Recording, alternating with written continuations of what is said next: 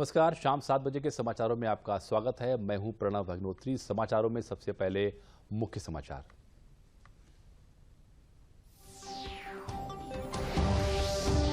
प्रधानमंत्री नरेंद्र मोदी ने आज विश्व जैव ईंधन दिवस के अवसर पर वीडियो कॉन्फ्रेंसिंग के माध्यम से 2G एथेनॉल संयंत्र राष्ट्र को किया समर्पित। कहा, पानीपत के जैविक ईंधन प्लांट से पराली का बिना जलाए हो पाएगा निपटारा। आजादी के अमृत महोत्सव समारोह में मुख्यमंत्री योगी आदित्यनाथ ने रेडियो जयघोष का किया शुभारंभ। मुख्यमंत्री ने कहा, जयघोष से आजादी के नायकों की गाथाएं जन सामान्य तक पहुंचेंगी। उत्तर प्रदेश में बीजेपी के संगठन महामंत्री सुनील बंसल को नियुक्त किया गया। पार्टी का राष्ट्रीय महामंत्री सुनील बंसल को राष्ट्रीय महामंत्री बनाने के साथ तेलंगाना, उड़ीसा और बंगाल जैसे राज्यों का बनाया गया प्रभारी। और कानपुर में राज्यपाल आनंदीबेन पटेल ने आजादी के अमृत महोत्सव कार्यक्रम के तहत विभिन्न कार्यक्रमों का किया शुभारंभ। राज्यपाल ने कहा, समाज के विभिन्न क्षेत्रों के लोग जब एक मत होकर काम करते हैं तो मिलती है कामयाबी।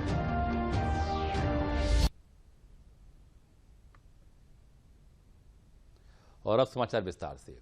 विश्व जैव ईंधन दिवस के अवसर पर आज प्रधानमंत्री नरेंद्र मोदी ने वीडियो कॉन्फ्रेंसिंग के माध्यम से हरियाणा के पानीपत में 2G एथेनॉल संयंत्र राष्ट्र को समर्पित किया।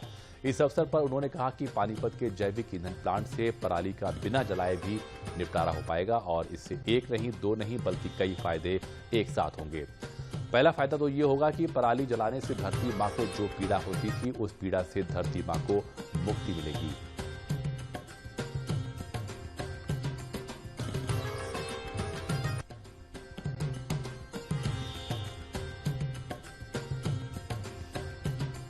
ये जो पानीपत में आधुनिक इथेनॉल का प्लांट लगा है,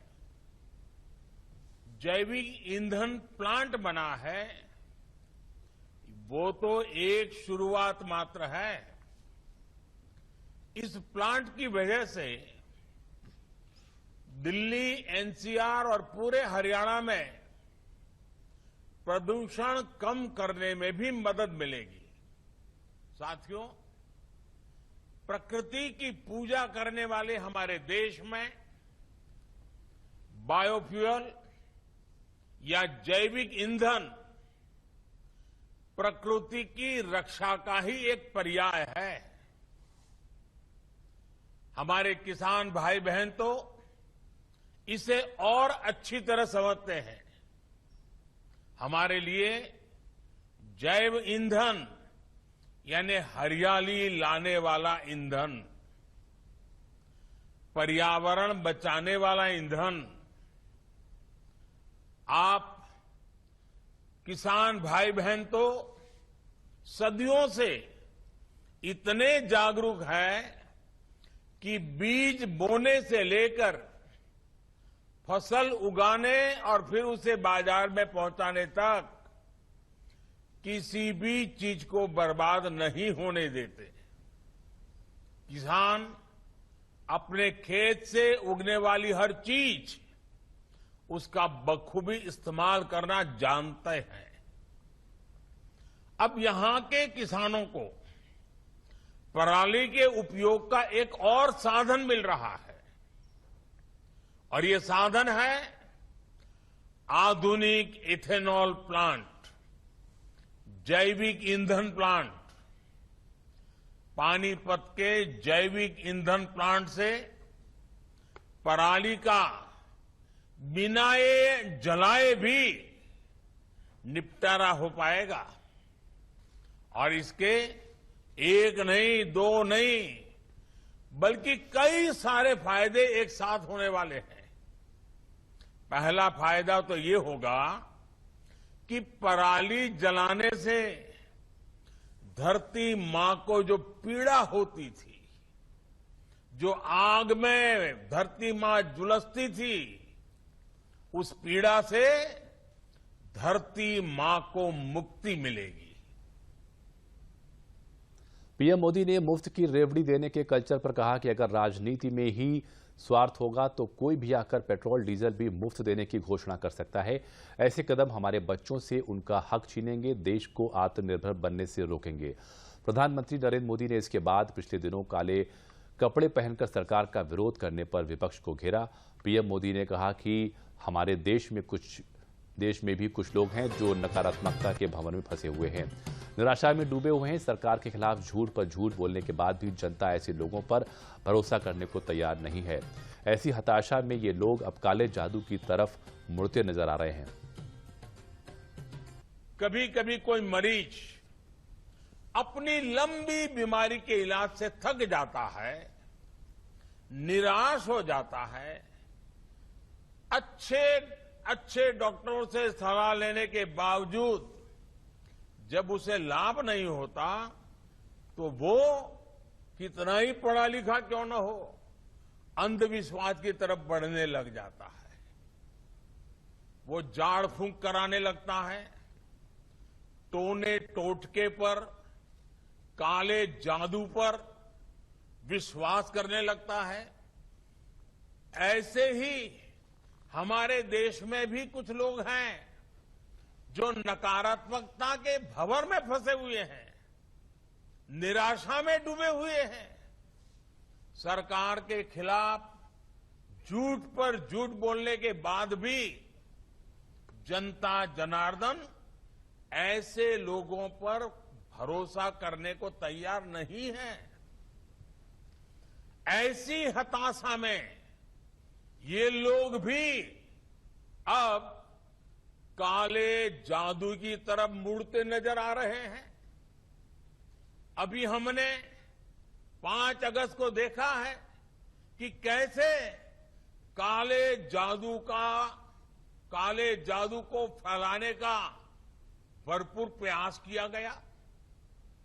ये लोग सोचते हैं कि काले कपड़े पहनकर उनकी निराशा हताशा का काल समाप्त हो जाएगा, लेकिन उन्हें पता नहीं है कि वो कितनी ही झाड़ फूंक कर ले, कितना ही काला जादू कर ले, अंधविश्वास कर ले, जनता का विश्वास अब उन पर दोबारा कभी नहीं बन पाएगा।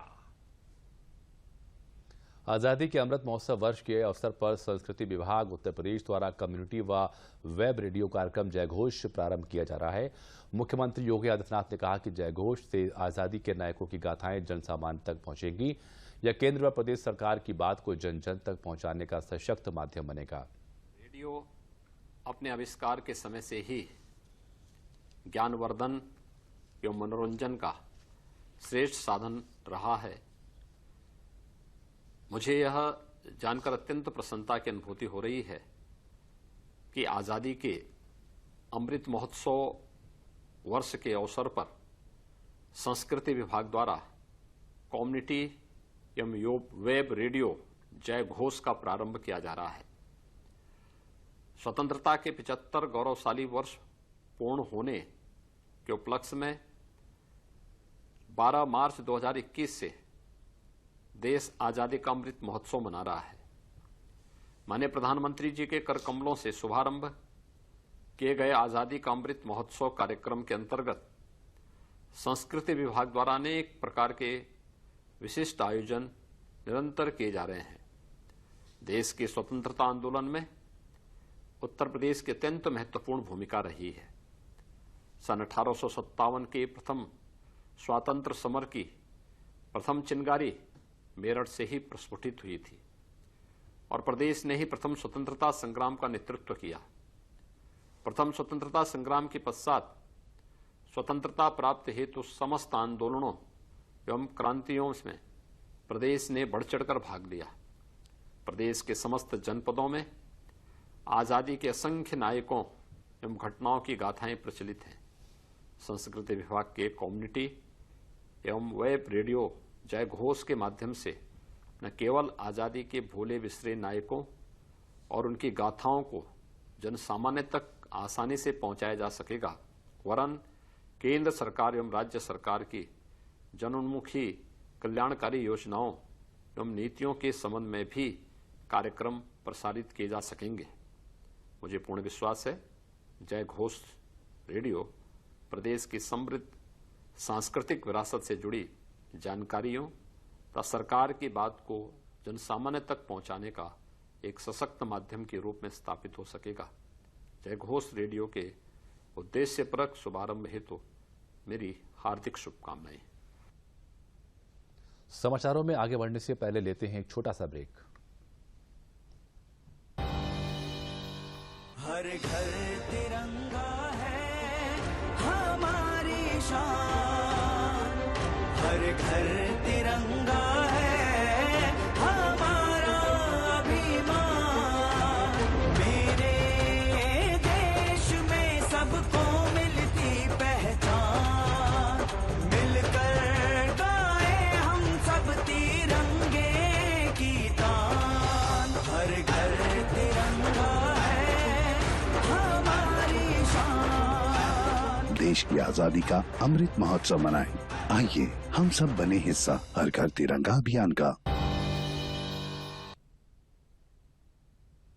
मुख्यमंत्री योगी आदित्यनाथ ने आज लखनऊ में 35 उच्चीकृत एएनएम प्रशिक्षण केंद्रों में शैक्षणिक सत्र एवं जनपद चंदौली, हाथरस, भदोही में डायलिसिस सेंटर व हेल्थ एंड वेलनेस केंद्रों पर ओरल कैंसर स्क्रीनिंग अभियान का शुभारंभ किया। इस अवसर पर योगी आदित्यनाथ ने कहा कि 33 वर्ष पहले प्रदेश के एएनएम सेंटर्स को बंद कर दिया गया था। प्रदेश की बेटियों को एएनएम प्रशिक्षण लेने के लिए निजी सेंटर्स में जाना पड़ता था। उन्हें प्रसन्नता है कि आज एक साथ 35 एएनएम सेंटर्स का शुभारंभ हो रहा है।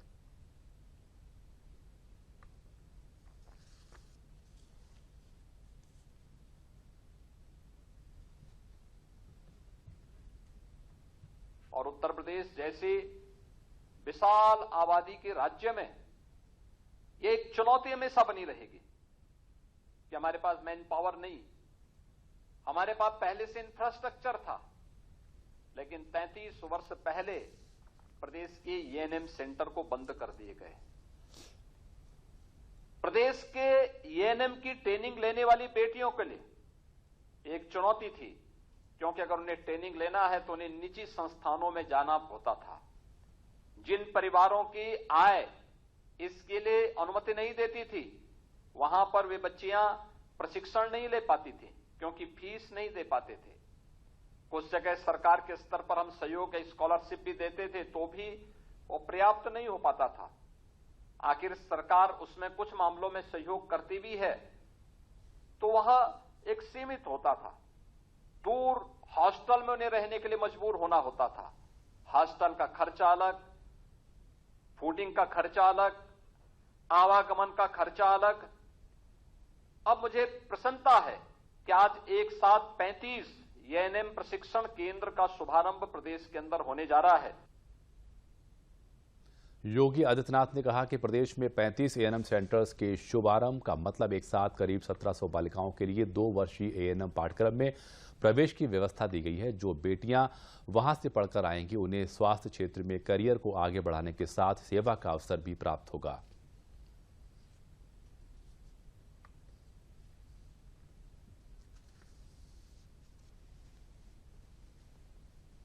हमारे पास इंफ्रास्ट्रक्चर भी है, क्लासरूम भी है, लैब्स भी हैं, लाइब्रेरी भी है और अत्याधुनिक सुविधाओं से सुसज्जित इन केंद्रों में हम लोगों ने पूरी जो ट्यूटर हैं, फैकल्टी मेंबर्स हैं, जितने भी वहां टेक्नीशियंस हैं, इन सब की तैनाती करते हुए आज इसे शुभारंभ किया जा रहा है। 35 सेंटर का मतलब एक साथ प्रदेश के अंदर 1700, 1750 से अधिक बालिकाओं के लिए 2 वर्षीय एएनएम पाठ्यक्रम में प्रवेश की एक व्यवस्था दी गई है। और मैं चाहूंगा इस विभाग के मंत्री के रूप में हमारे डिप्टी सीएम श्री ब्रजेश पाठक जी स्वयं इस बात को देख रहे हैं कि अगली बार से हम इस बात को जरूर करें कि इन बच्चियों के प्रवेश के लिए एक सामान्य इंटेंस एग्जाम के साथ साथ उनकी मेरिट दोनों को जोड़ करके प्रवेश की एक सरलीकरण व्यवस्था अगर हम वहां पर दे दें, तो अनावश्यक रूप से किसी भी प्रकार के विवाद से हम उसको बचाने में हमें सफलता प्राप्त होगी। ये व्यवस्था हमें किसी भी संस्था की पारदर्शिता और संस्था को सुचारू रूप से आगे बढ़ाने के लिए, उस शुचिता को बनाए रखने के लिए इसको हमें लागू करना होगा। और यह व्यवस्था निश्चित ही प्रदेश की स्वास्थ्य सेवा के लिए, आर्थिक रूप से कमजोर परिवारों के लिए भी एक बहुत बड़ा संबल राज्य सरकार के स्तर पर होगा, ये 35 सेंटर एक साथ प्रारंभ हो रहे हैं। ये बहुत महत्वपूर्ण कार्य हो रहा है। मुख्यमंत्री योगी आदित्यनाथ ने आज लखनऊ से परिवहन विभाग की विभिन्न परियोजनाओं का लोकार्पण और शिलान्यास किया। इस अवसर पर मुख्यमंत्री ने 150 BS6 डीजल बसों को हरी झंडी दिखाकर रवाना किया। मुख्यमंत्री ने इस अवसर पर कहा कि उत्तर प्रदेश में रक्षाबंधन के अवसर पर सभी माताओं, बहनों और बेटियों को अगले 48 घंटे के लिए सरकारी बसों में आज रात्रि 12 बजे से लेकर 12 अगस्त की रात्रि 12 बजे तक निःशुल्क यात्रा की सुविधा उपलब्ध कराई जाएगी। उन्होंने कहा कि उत्तर प्रदेश में हम लोग बहुत शीघ्र ही 60 वर्ष से ऊपर की माताओं एवं बहनों के लिए सरकारी बसों में निःशुल्क यात्रा की व्यवस्था करने जा रहे हैं। मुख्यमंत्री ने कहा कि जब भी एक आम आदमी अपने गंतव्य की ओर जाता है तो उसका पहला वास्ता बस अड्डे से पड़ता है। अगर भारत के एयरपोर्ट विश्व स्तरीय बन सकते हैं तो हम अपने बस अड्डों को एयरपोर्ट की तर्ज पर विकसित क्यों नहीं कर सकते। इस दिशा में परिवहन विभाग को कार्य करना होगा।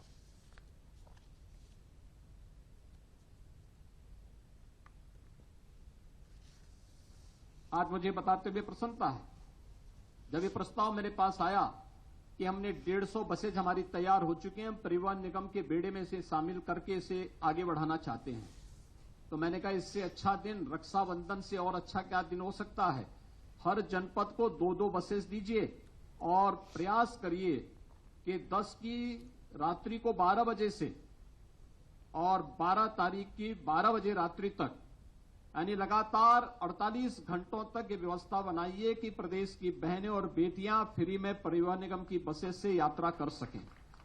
और आज मुझे बताते हुए प्रसन्नता है कि प्रदेश सरकार के जो परिवहन निगम के अंतर्गत संचालित उन सभी बसेज में पूरे प्रदेश के अंदर सभी बहन और बेटियों को फ्री में अगले 48 घंटे के लिए, यानी आज रात्रि को 12 बजे से लेकर के और 12 अगस्त की रात्रि 12 बजे तक फ्री में यातायात की सुविधा हम लोग उन्हें उपलब्ध करवाने की कार्रवाई आज से प्रारंभ करने जा रहे हैं। और इसके लिए तब तक हर जनपद में 2-2 नई बसेज भी पहुंच चुकी होंगी।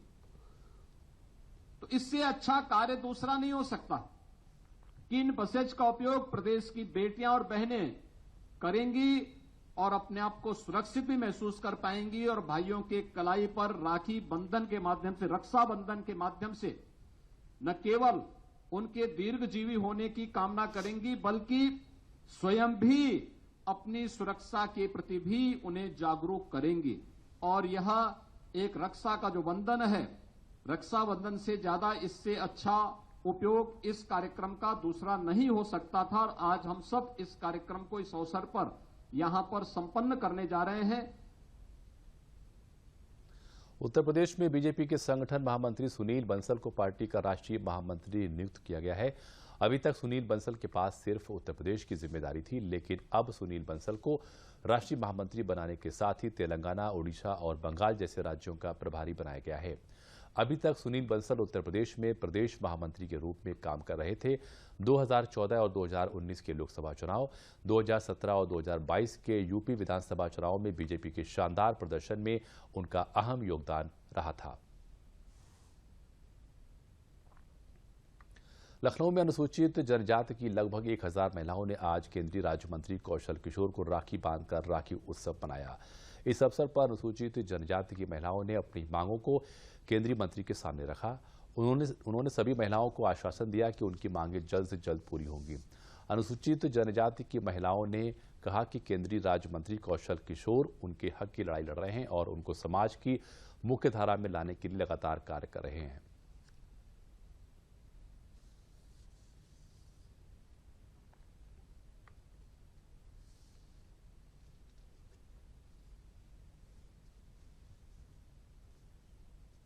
देखिए, अनुसूचित जनजाति समाज की महिलाएं हैं, ये सब मेरी बहनें हैं। कल रक्षाबंधन है, उसके पूर्व आज रक्षाबंधन का त्यौहार इन लोगों ने रखा। इन्होंने कहा कोई मेरा भाई ऐसा नहीं है जो हमारी मांगे पूरी कर सके। तो मैंने कहा मैं हूँ तुम्हारा भाई, मैं इनका भाई हूँ। ये भी गीत के माध्यम से डिमांड कर रही थी मुझे आवास मिलने चाहिए। निश्चित तरीके से प्रधानमंत्री आदरणीय नरेंद्र मोदी जी ने कहा है कि उन्हीं सब लोगों को आवास मिलेगा जिनके पास आवास नहीं है। इनको आवास भी दिलाएंगे। हर घर जल नल योजना के तहत घर घर इनको पानी पहुंचाएंगे, पाइपलाइन बिछवा करके। बिजली नहीं है तो बिजली सौभाग्य योजना के तहत प्रधानमंत्री जी जो दिलवा रहे हैं वो दिलवाएंगे। और इनको जनपद कानपुर में आज राज्यपाल आनंदीबेन पटेल ने छत्रपति शाहू जी महाराज विश्वविद्यालय में आयोजित आजादी के अमृत महोत्सव कार्यक्रम में शिरकत की। राज्यपाल आनंदीबेन पटेल ने हर घर तिरंगा के अंतर्गत आयोजित विभिन्न कार्यक्रमों का उद्घाटन किया। इस अवसर पर राज्यपाल ने कहा कि समाज के विभिन्न क्षेत्रों के लोग आजादी का अमृत महोत्सव बनाने के लिए आगे आ रहे हैं। उन्होंने कहा कि 75 गांव में जाकर विभिन्न प्रकार के कार्यों को करना आसान नहीं है। इसके लिए सामंजस्य बनाकर सब एक मत होकर सहयोग करते हैं तो सफलता मिलती है।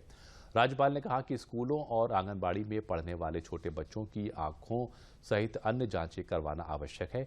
इस कार्यक्रम के तहत जनपदों के 75 गांवों की बस्तियों में नेत्र रोगों की निःशुल्क स्क्रीनिंग और उपचार, निःशुल्क कैंसर स्क्रीनिंग, निःशुल्क एनीमिया स्क्रीनिंग जैसे कार्यक्रमों का आयोजन किया जाएगा।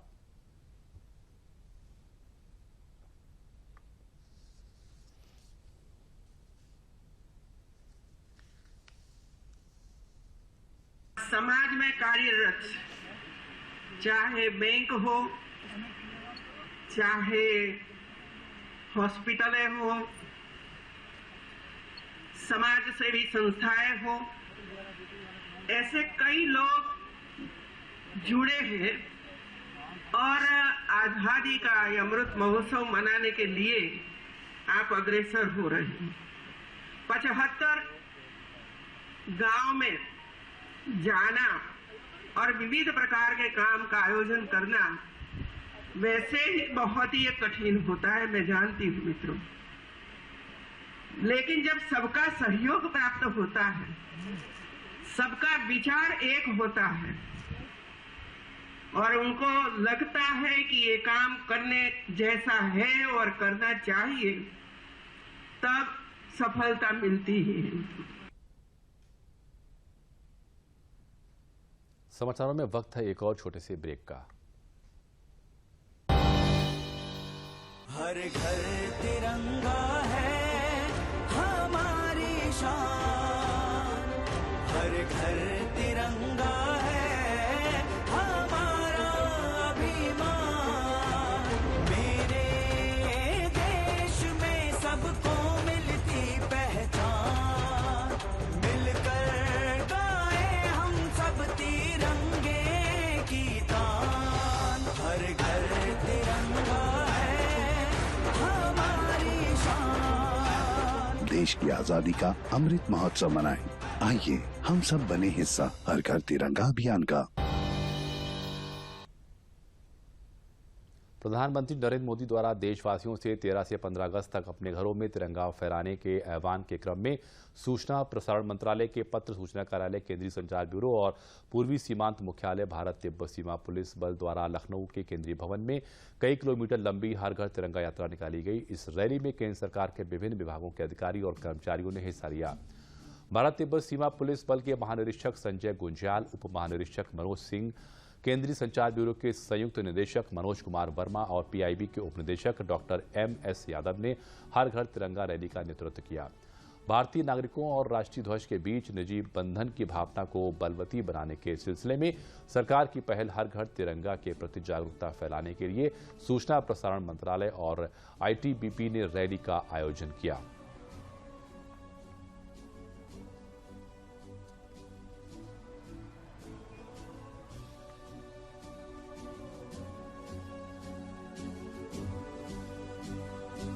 देखिए, आज़ादी के अमृत महोत्सव के उपलक्ष्य में जो तमाम राष्ट्रीय गौरव के कार्यक्रम चल रहे हैं, उसी क्रम पे अभी 75 साल आज़ादी के होने के उपलक्ष्य पे 13 से लेकर 15 के बीच में जो हमारे आन बान शान, जो राष्ट्र का गौरव प्रतीक है तिरंगा को हर जगह पे, हर घर पे फहराने का जो उद्देश्य है, उस उद्देश्य की पूर्ति के लिए लोगों में जन जागरूकता और जन चेतना के लिए ये रैली चलाई जा रही है।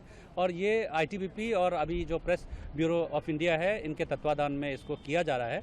लोगों को इसके प्रति जागरूक करने के लिए कि आपको 13 से लेकर के 15 अगस्त के बीच में अपने घर में तिरंगा फहराना ही है। माननीय प्रधानमंत्री जी के आह्वान को पूर्ण रूपेण सफल बनाना है। इसके लिए हम आईटीबीपी, पत्र सूचना कार्यालय और लखनऊ मंडल में स्वतंत्रता दिवस के अवसर पर घर घर तिरंगा अभियान के तहत विभिन्न कार्यक्रम आयोजित किए जाएंगे।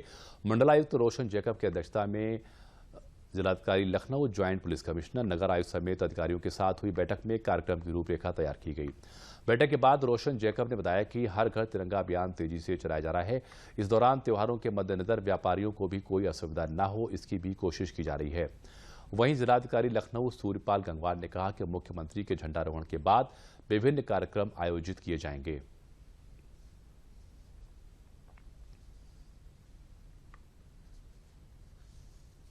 हमारे देश का एक मजबूत प्रजातंत्र के रूप में ये 75वीं जन्मदिन है जो हम लोग मना रहे हैं, और एक भारतीय नागरिक के तौर पे हम सभी का, प्रत्येक व्यक्ति का ये खुशी का पर्व है, एक गर्व का भी पर्व है। और आज़ादी की इस अमृत महोत्सव में भाग लें और एक तरीके से बढ़ चढ़ के हिस्सा लें, ये सब हम सभी भारतीय नागरिक का एक अधिकार भी है, साथ साथ फर्ज भी है।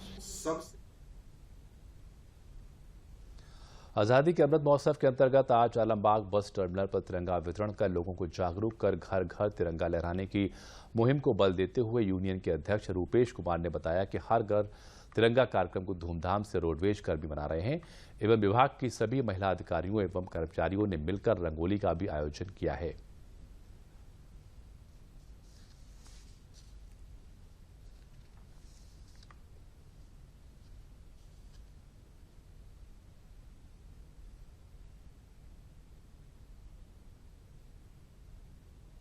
हमारा ये दायित्व बनता है कि आज़ादी के 75वां अमृत महोत्सव मनाया जा रहा है और हम अपने परिवहन निगम कर्मचारियों और हमारे डिपो अध्यक्ष और संगठन मंत्री के सहयोग से प्रत्येक यात्री को आज हम झंडा वितरित कर रहे हैं, जिससे कि अमृत महोत्सव का जो ये माननीय मुख्यमंत्री का जो संकल्प है हर घर में झंडा वो फहराया जा सके।